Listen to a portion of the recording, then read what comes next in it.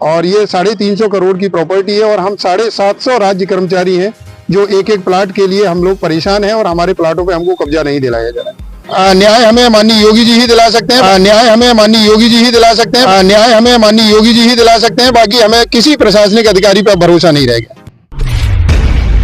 आज हम दिखाने जा रहे हैं जनपद अलीगढ़ से एक ऐसा मामला जहां 350 करोड़ रुपए का हुआ एक बड़ा घोटाला। जी हां, पीड़ितों के कथनानुसार जिसमें नीचे से लेकर ऊपर तक सभी आला अधिकारी लिप्त हैं। आखिर क्या है ये पूरा माजरा, आखिर कौन है ये पीड़ित व्यक्ति, साथ ही आपको लेकर चलते हैं उन सभी पीड़ित व्यक्तियों के पास, साथ ही जानेंगे इस प्रकरण से जुड़े कुछ सवाल। आखिर क्या है इस मामले का पूरा सच, देखें ब्यूरो रिपोर्ट। अच्छा, हम लोग राज्य कर्मचारी विकास लोक सहकारी आवास समिति लिमिटेड अलीगढ़ एक आवासीय समिति है जिसके हम सभी राज्य कर्मचारी सभी सदस्य हैं।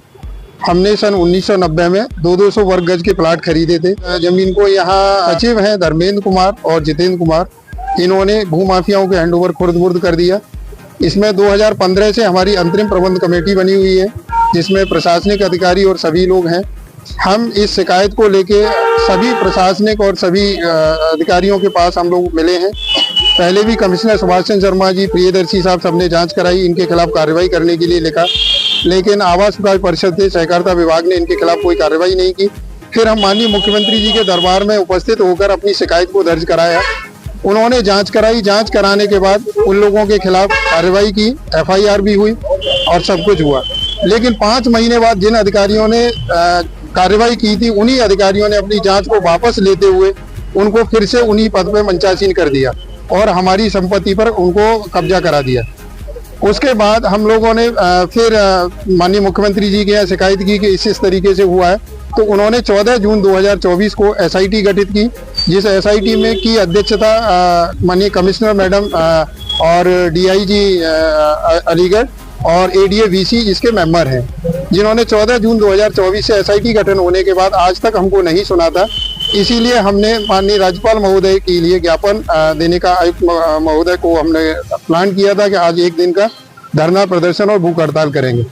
कमिश्नर मैडम तो नहीं मिली है, या एडिशनल कमिश्नर हैं क्या श्री अरुण कुमार सिंह जी, तो उन्होंने हमको आश्वस्त किया है कि आपका जो ज्ञापन दिया गया है ये महामहिम राज्यपाल महोदय को आपका ज्ञापन फॉरवर्ड कर दिया जाएगा।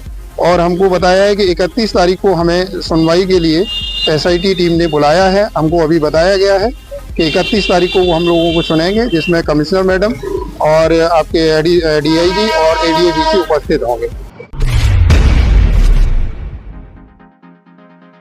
साथ ही आपको अवगत करा दें कि इन पीड़ित व्यक्तियों ने अलीगढ़ कमिश्नरी में एक दिन का धरना प्रदर्शन किया। साथ ही कमिश्नर महोदया को अपनी आवाज उठाने व न्याय पाने की उम्मीद को लेकर माननीय राष्ट्रपति महोदया के नाम एक ज्ञापन सौंपा, शायद इस उम्मीद के साथ कि एक ना एक दिन कोई दयालु राजा 750 राज्य कर्मचारी पीड़ित व्यक्तियों की फरियाद सुनेगा और इन्हें इन दबंग भू माफियाओं से न्याय दिलाएगा। अजय, आज जो यहाँ सभी लोग कमिश्नरी पे आए हुए हैं, देख लो पूरी तरह से बताएं क्या प्रकरण है, क्या मामला है। हम लोग राज्य कर्मचारी विकास लोक सहकारी आवास समिति लिमिटेड अलीगढ़ के सभी सदस्य हैं और हम सभी लोग राज्य कर्मचारी हैं और सभी अधिकतर रिटायर्ड पर्सन हैं। हमारी काफी दिनों से भूमाफियाओं प्रशासनिक मदद से हमारी जमीनों पे भूमाफियाओं ने कब्जा कर लिया था।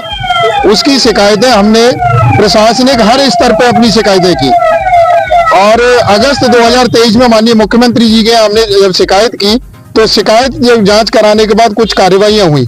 कार्रवाई करने के बाद उन्हीं 5 महीने बाद उन्हीं अधिकारियों ने उन कार्रवाइयों को वापस ले लिया।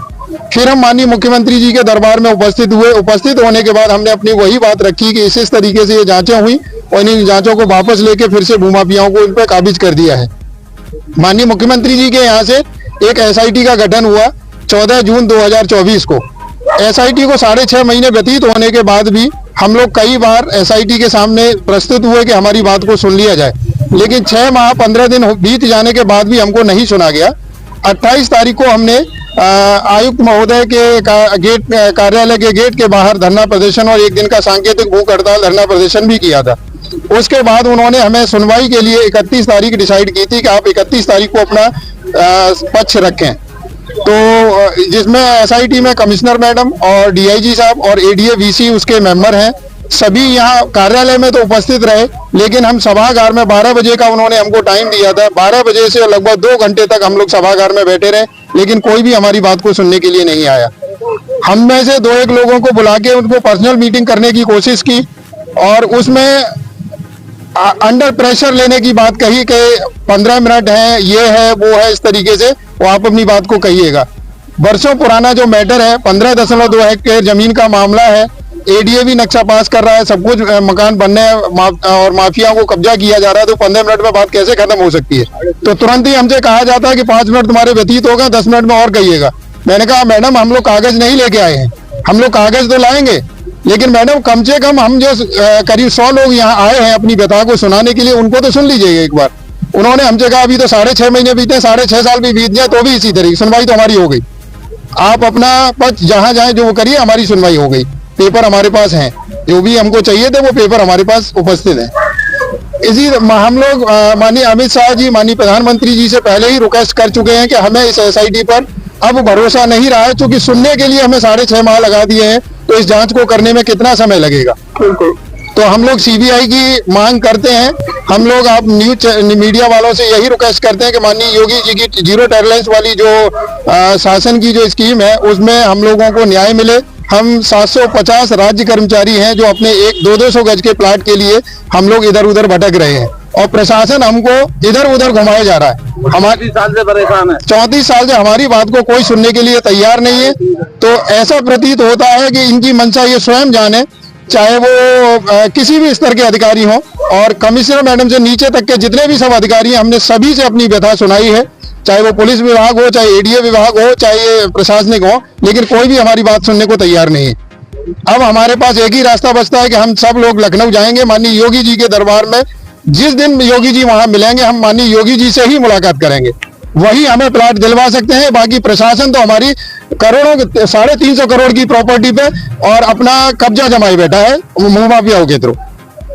तो हमारा आप सब लोगों से निवेदन है कि आप हमारी बात को माननीय योगी जी तक पहुंचाएं और उनकी जो जीरो टॉलरेंस वाली जो स्कीम चल रही है उसको यहाँ का लोकल प्रशासन कर बैठा है और वो किसी की उसको सुनने को तैयार नहीं है।